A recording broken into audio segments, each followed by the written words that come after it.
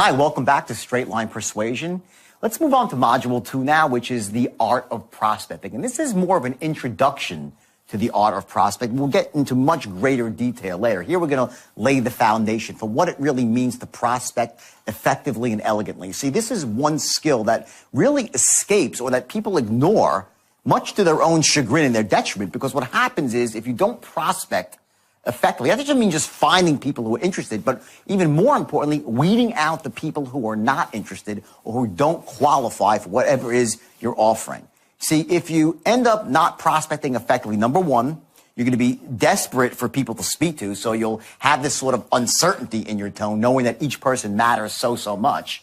And more importantly, you'll be pitching people, whatever it is, your ideas, your concepts, or a product, and these people won't truly be in the universe of your buyers. So after you're done, they don't buy from you or don't, sign up for whatever it is that, your vision or whatever it is, your idea.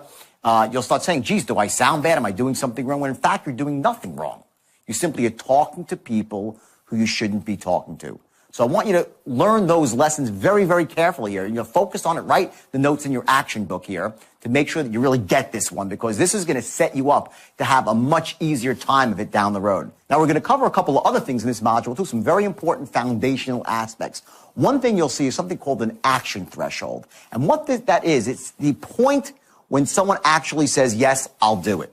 How do you get someone to that action threshold where they take a buying action? And you're going to learn the key elements that you have to accomplish to get them to the action threshold. You're going to learn the three things that you have to portray yourself through tonality and body language. Not so much your words, but your tonality, how you say the words. You're going to learn how to capture someone's attention and imagination virtually instantly. Sometimes less than 1/24 of a second, and at the most, 4 seconds. You'll also learn some other key things about what holds people back from buying, what promotes people to buy. And again, it's at an introductory level, but I want to give you the basic building blocks here. So when we discuss it down the road here in Module 4 and 5 and 6, you're going to say, oh my God, I get it. And you'll start being able to connect all the dots. So I want you to go at this module, play full out with it. And remember, now you're learning a system. And the key with a system is that it allows you with a predictable set of actions to get basically the same result every single time. I see people without a system, they're like hamsters on a spinning wheel. They run and they run and they run and don't get anywhere fast. So if you haven't had success persuading before or selling or influencing, it's probably because you just didn't have a system. This is the most powerful and most effective system for persuading people that was ever invented. And, it wasn't just my work, just so you know. I had the straight line persuasion, which was my initial core, but I went through my own period where I literally went out and read every book, bought every DVD, listened to every single tape, and I really gleaned from the best and brightest minds in sales and influence, and I adopted that as part of my system, because that's what people do. They want to be successful, you model. So I want you to use my system here as your ultimate resource guide when you're looking to influence, and take this art of prospecting to heart. Because believe me, if you get this part right, everything else is going to seem very easy. So enjoy the module, take notes in your action book, and I'll see you soon.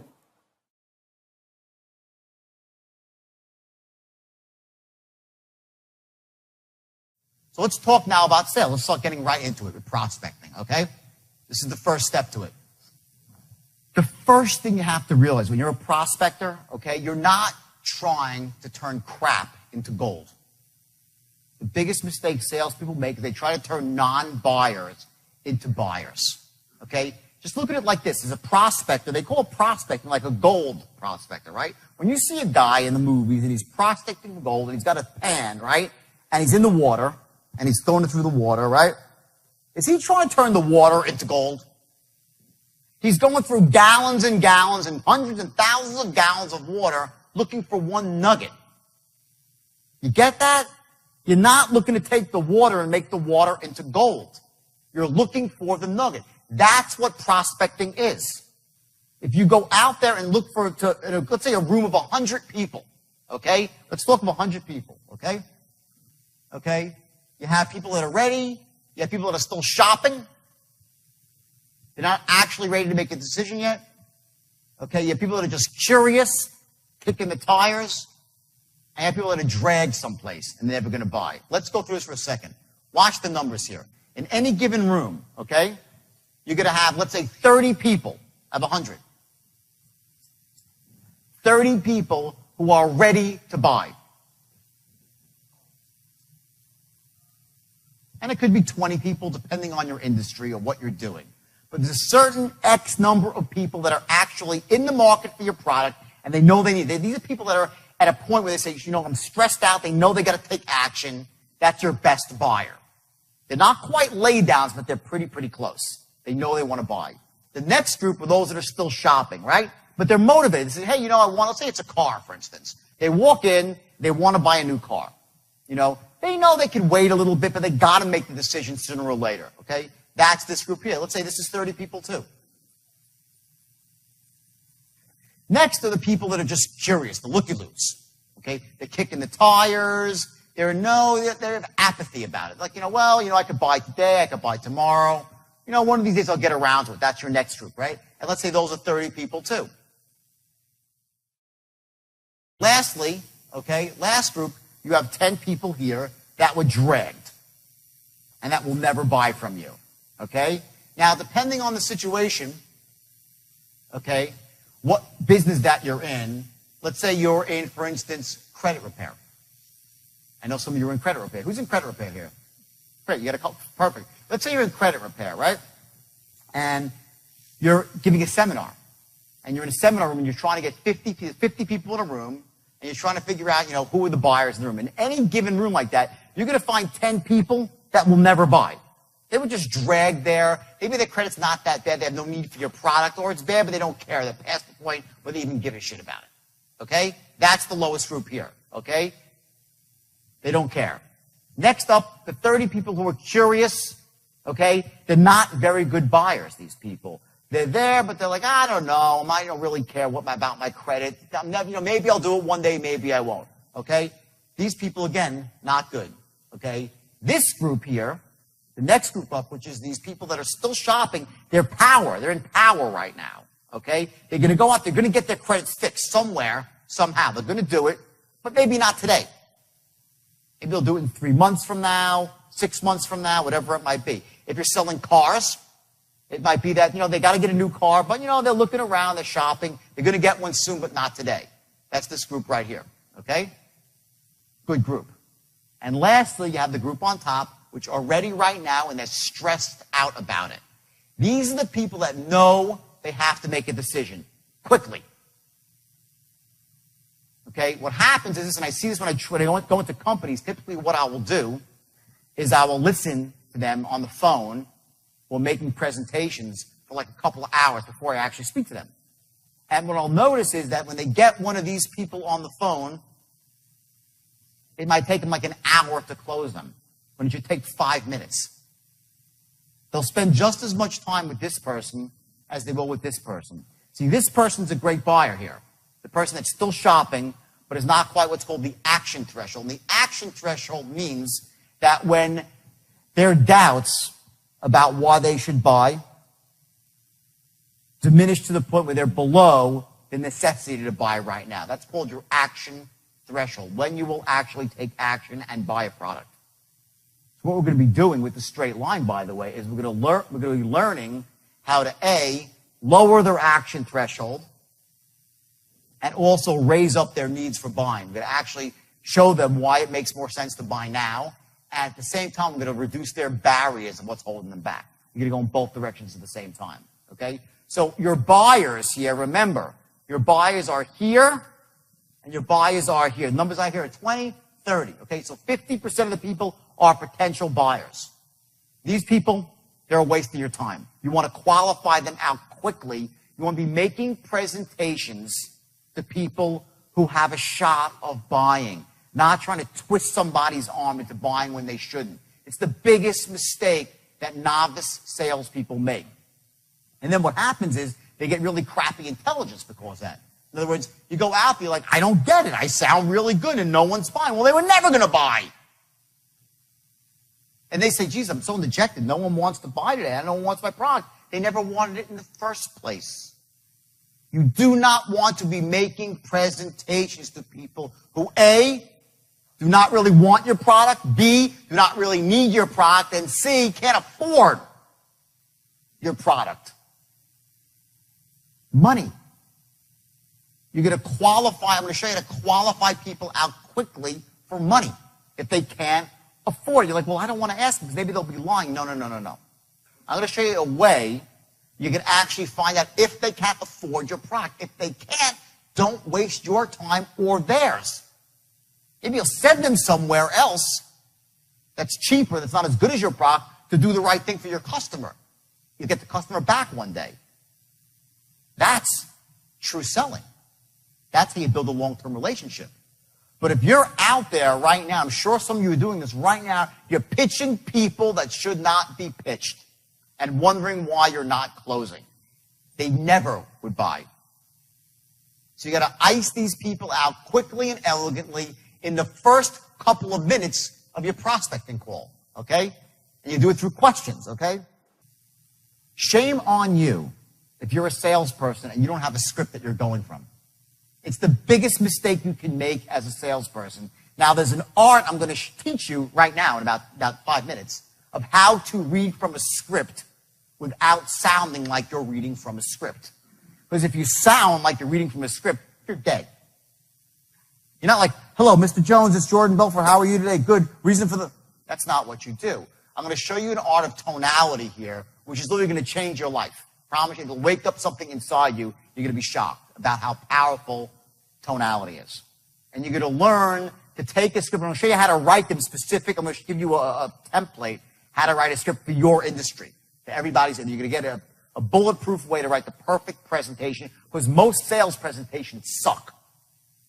And I've seen, I go out to companies, what I do, they suck. They're awful. They're destructive. Okay? Most of them, they list benefit. Right up front, they slam the benefits up front, right? And guess what?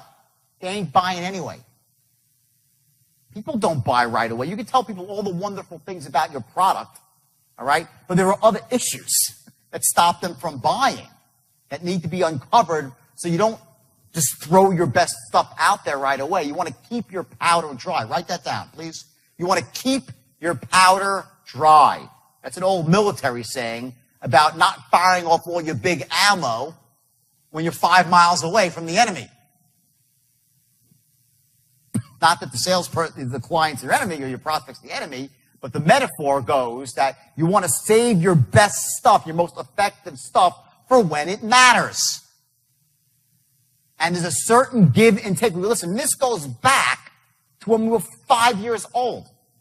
And our mommies and our daddies said, don't take candy from strangers, or don't trust the salesman that comes to your door. We were fed limiting beliefs about buying and taking action, about being, making a decision and looking stupid since we're this big.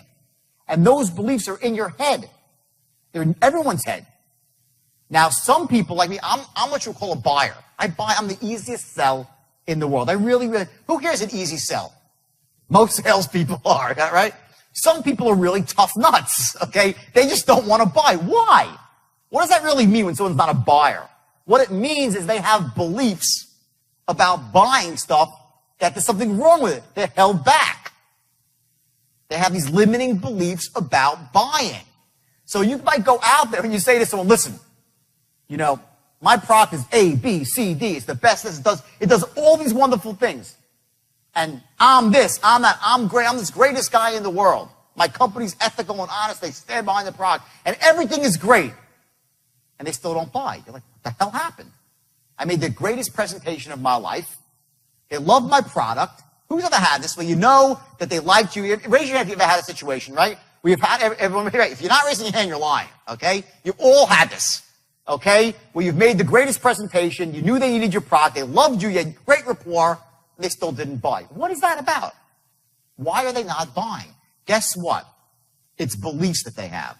And those people are your best customers because they won't buy from anybody else once you crack through them.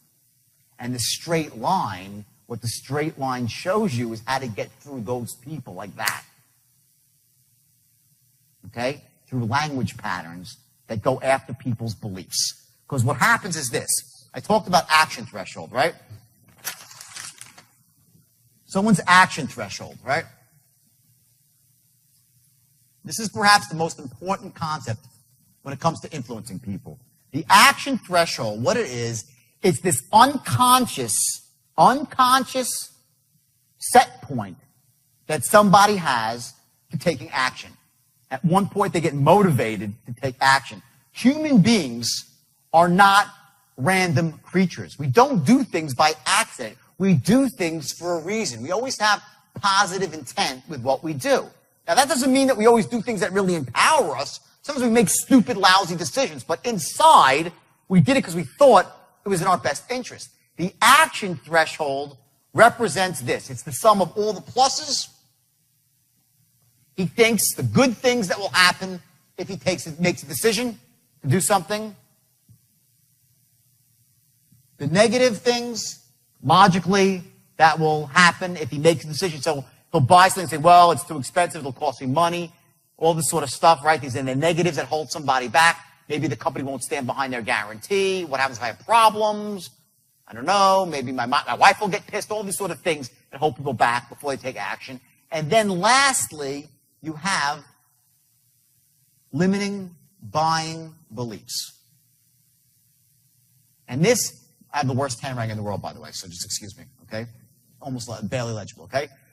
So, you have limiting buying beliefs. And what these are the voices in our head that just say, don't buy.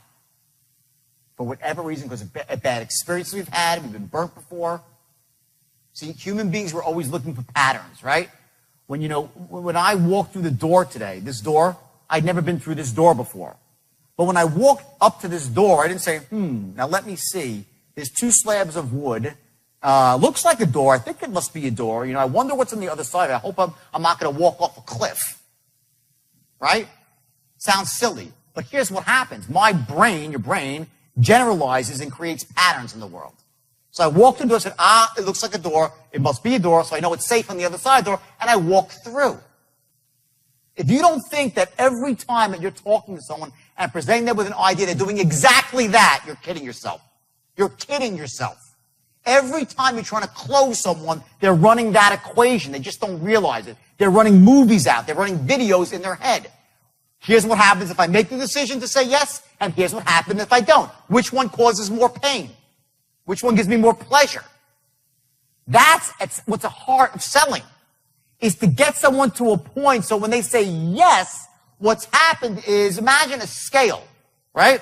You have a fulcrum in the middle, right? This is a scale, the worst artist in the world. This is your scale right here, okay? All the pluses are over here, all the minuses are over here, okay? And then what you have is the invisible force, which are the beliefs about buying. Now, if the person has lots of limiting beliefs about buying, this side of the scale, the negative side, this is the negative side here, is going to be a lot heavier. It's going to go down, okay? If the person has really generally good beliefs about buying, like I do, and some of you do, they're easy to close because all it takes is a little bit and the scale drops. When you're going through the straight line from open to close, what you're doing is this. It's very, very simple. As you're moving towards one, you're knocking out negatives, building up positives, and changing their beliefs about buying, all at the same time without them even knowing it. But only, please again, only do this ethically. Okay, do not do this unethically. Okay, because I know that can sound like, it's very, and it's sneaky and subversive if you do it the wrong way. But if you do that with people, and they really ought to be buying, are you doing them a service? Yes or no? Yes, you are. So if you run this pattern, a straight line pattern on somebody with any product at all, and what you've done is you've built up all the positive, you wiped out their negatives, they've admitted to themselves, they've said it to you, yeah, it's the greatest thing in the world, oh my God, there's no reason to buy, yes, I love you, I trust your company, and you've done all this stuff, and they've actually admitted to themselves, you get them to admit it themselves. Why wouldn't they buy? They're in a box. And what happens, then you run certain tonal patterns, and they close, and they start buying. You will close with a straight line anybody who is closable. You will close anybody who is closable. That is your goal, not 1% less with a straight line to close any human being that can be closed. And I urge you again, one more time I'll say it, do never close somebody who shouldn't be closed. Only do with people that need and that can be benefited by your product. then you can run this pattern on them. Okay? Then you're doing them a service. And afterwards, they'll say, thank you, thank you, thank you. You'll get massive referrals from these people once you run this pattern. And you're only going to do it to empower people. Okay? Now, next slide here. Okay, the funnel. This is a great thing. I actually stole this from somebody else. I'll tell you, his name's Warren. I'm going to give him credit. His name's Warren Gresham. And I love this thing. I rented all these tapes. I wanted to see what everybody in the world was saying about selling. Because, lots of people have great ideas. I had my own theory on it. I want to know what everybody else was saying. And he came up with this thing, which of course is very simple. And we all know this. It's not genius or anything, but it's very powerful. I want to just click through the whole thing and show you exactly what this is. This is your sales funnel, okay? Now, here's the concept, and it's really powerful, okay? It's about working backwards to how much money you want to make, okay? Let's say you want to make $200,000 a year, and that's your goal, to make 200 grand, okay? And your average commission, your end, after you split it with the company, is $2,000, right? So if you say to a new salesperson, you're a manager trying to motivate a new salesperson, right? Set your goal, you got to just go out and make how do you get, I got to make a lot of dials. I got to make a lot, right? What you want to do is take that a lot and actually break it down into a very specific formula that they have and that you have. So if you're a salesperson, you want to get your a lot number. What's a lot for you? I got to make a lot of dials. I got to make a lot of cold calls. Well, what's that number? Here's how you find that number, and it's very, very simple, and it's powerful, because once you have this formula and you're not doing well and you have a slump, you can dissect it and see exactly what you're doing wrong. So let's go through this real quick. Your average sale commission, $2,000, okay? If you want to make $200,000 a year, you'd have to make how many sales a week? 2, right? That's 4,000 a week, 200 grand a year. We're rounding it off, okay? Now to do that, you have to actually get in front of 6 people. You have to get in front of them. Now, if you're selling on the phone, that means you have to get up 6 full-blown pitches to qualified people, right? That's your number, okay? If you make 6 pitches a week, you're going to get your 2. Now, in order to get 6 pitches, you have to have, let's say, 8 appointments, 8 set appointments, because people cancel. They don't show up. You get there, something happened, right? You need to have 8 appointments set on your calendar to get to your goal of $200,000. To do that, okay, you have to have connects, meaning you have to get on the phone with the actual decision maker 40 times per week to get to that point. 40 actual, not like, hello, is so-and-so there? No, that's different. That's a dial, okay? Okay, 40 connects. And lastly, the number of dials. And that is how many times you actually pick up the phone every single week and dial it. Now, in a 5-day week, that's what, 24 dials per day. So you know that if you make 24 dials per day, by hook or by crook, you're going to make $200,000 per year. It's a lot easier to visualize that than you say, I want to make $200,000. Okay? Now, here's the thing. Can you control this? Sales. You can't. Someone else has to say yes. Can you control interviews? No, you can't control that either. Can you control appointments? No. Can you control the number of connects? No. The only thing that you could control in your world, for sure, is dials or cold calls. It's the one element that's always within your control. So if you're a sales manager, you want to give someone a sheet. I'll give you the sheet before you leave. Then you can just, copy it for yourself, okay, on your own letterhead. That actually shows you how to keep track of somebody else's production. And if you're a salesperson, just your own. Run this number for 90 days straight, your average number of sales, the average number of connects, interviews, the whole 9 yards, okay? And what happens is, if you fall into a slump, you can start saying, what's not working here? Is it, are my dials too low? Oh, no, actually I'm making $130 a day. I'm doing great there. Am I getting enough connects? No, well, maybe my list is bad. Get it? You can identify what your problem is. Maybe you're not setting enough appointments. You say, well, maybe my qualifying rap is awful. I don't sound good on the phone. I'm not creating excitement, enthusiasm, right? It could be there.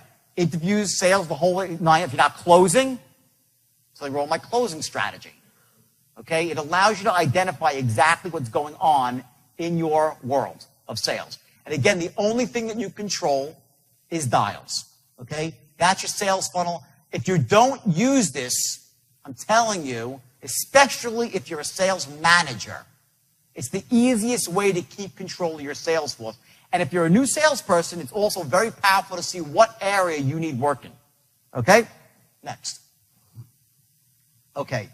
4 seconds. Okay? When you're speaking to somebody on the phone, you have 4 seconds, no more than 4 seconds to establish 3 things. And here's what they are. Number 1, that you're enthusiastic as hell. That's number 1. That has to come through instantly from the second they speak to you. Write that down, everybody. Enthusiastic as hell.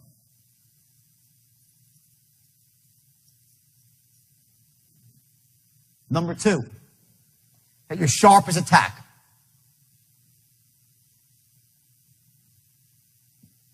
You have 4 seconds. If you don't do this in 4 seconds, you're heavily behind the 8 ball. And number 3,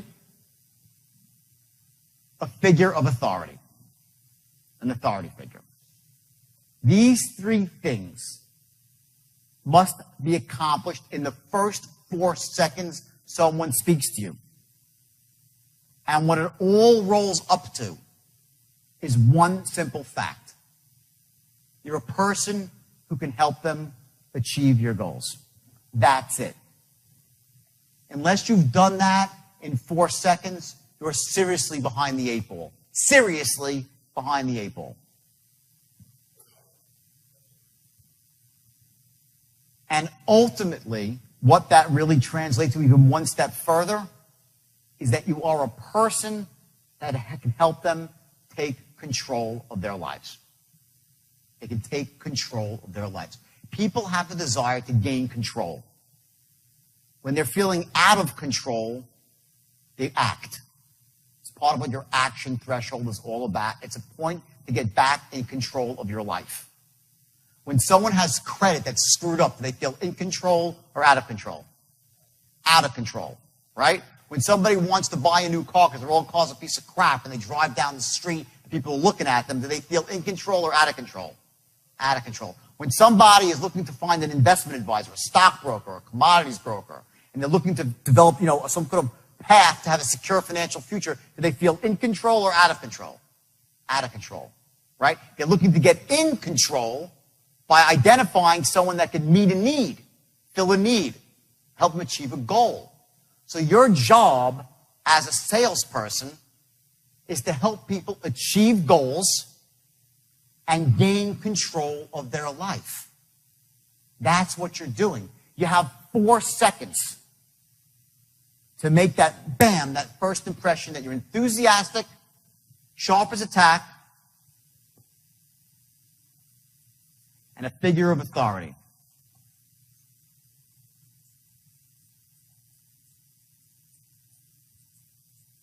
And a figure of authority. If in 15 or 20 seconds you don't have those 3 things, you're done. You should hang up the phone and move forward. Seriously. Okay, now the question is, how do you do that? Well, it's really, really simple on the phone and even more simple in person. In fact, in person, you have 1/24th of a second before you've been judged. 1/24th of a second and you've been judged by the way you look, by the way you carry yourself. It's called wrapping your package. I went to a seminar with some guy who's wacky, okay? And some of you know him. The guy's a maniac, but he's a great salesperson. And as much as wacky as the guy was, he taught me some really valuable things about the way you dress and becoming a figure of authority and certain about branding yourself. And I'll share that stuff with you a little bit later, okay? But in person, and this is, I've researched this, you have 1/24th of a second before someone has judged you. You've been dissected, you've been assessed, you've been reassessed, you've been packaged, you've been compartmentalized. They put you in a cubbyhole and you're fighting your way out from that point. So either you're here, you're doing great, now you gotta just screw it up, or you're at the bottom and you gotta claw your way out of a box. Okay? That's in person. Now, when you're on the phone, okay, do they see you? Can they see who you are when you're on the phone? Yes or no? Bingo. See, I know I'm in a room with salespeople. They know if you say, yeah, you're damn straight, they can see who you are. They know exactly. They got a mental image of you, whether it's accurate or inaccurate. Everybody thinks in pictures. And you have a couple of, in 4 seconds flat, they've made a mental picture of you. Let me tell you a funny story. I had to get a visa for Australia when I was going to Australia. So I asked my girlfriend, we lived together very close, we're going to get married, and I asked her to get me, go find one of these services that gets visas, right? She's like, okay, whatever, right? So she goes out and she does that, and she finds some company in Chicago somewhere, right? So, whatever, like a week and a half passes, and I'm like, what's going on my visa? Do you hear anything? She goes, oh, no, the guy's taking care of it. I'm like, what's his name? She says, Sergey. I'm like, oh, fuck. I'm like, and already I know. I'm not prejudiced. I'm not. I'm just telling you this for the benefit of selling. Okay? I heard his name was Sergey. I'm like, he's a foreigner. I don't like it already. Okay? He doesn't speak my language. He's behind the 8 ball. There's something wrong. Now, I don't know. I know that's not the way it's supposed to be, and it's not like really nice. But this is about making money. It's about being effective. Okay? I'm just telling you that the instant I heard his name, I was turned off. Then I'm like, all right, so now Sergey already has an uphill battle with me as his customer, right? So then I said, all right, let me call this Sergey, okay? So I'm just like, I just know. I know, all right? So I pick up the phone. I have a sinking feeling in my stomach about my visa. I dial the number, and I hear, hello? Done. Done. I'm like, he's a goddamn Russian. He's got a beard and a goatee. I can see he's got greasy black hair pulled back, okay? He's got speeds of sweat going down his thing. He's behind a cheap wooden desk in a hole somewhere. I had the whole picture. Now, am I right? Is that who he was or who he wasn't? I don't really know. Okay? And I feel bad that my programming, since I was that big, and I come from a really good family where no one's prejudiced. I'm not prejudiced at all. At all. And I despise people who are prejudiced. But that being said, instantly, before I could even figure out why I felt a certain way, I was done with Sergey. Okay, and of course it turned out to be right, because Sergey started rambling inanely about something. I was like, you know what, bing, I hung up on Sergey, and that was it. Okay, I gave him his $100 application fee. I never heard from the guy again, because in the first second of the call, he didn't sound like what?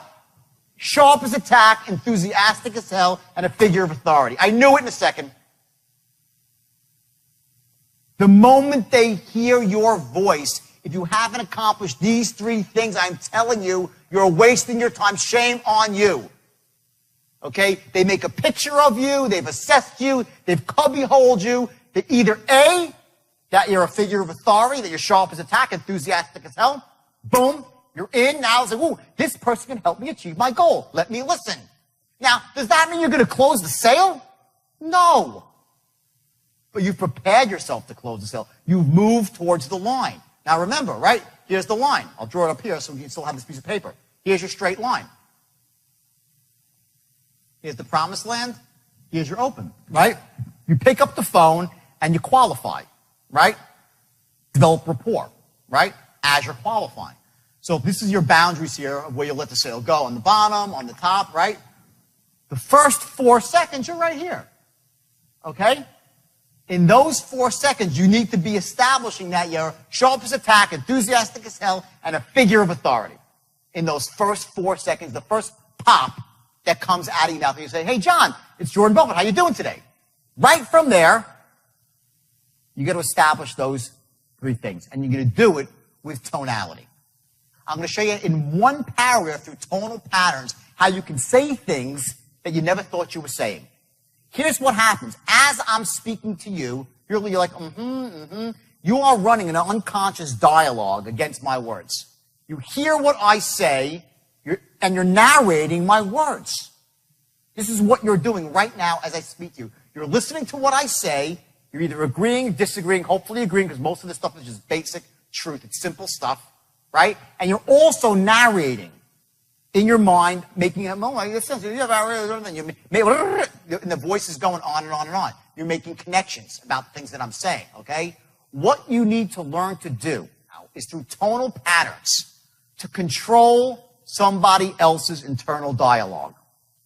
so that they're thinking exactly what you want them to be thinking without you having to say a lot of words. Now, what's the most important thing in sales, really? Trust. If they don't trust you, they'll never buy from you. True or false? They got to trust you. Okay? Now, you can't say to a salesman, to a prospect, trust me, please, just trust me. Just trust me. They'll say, what the hell is this guy talking about?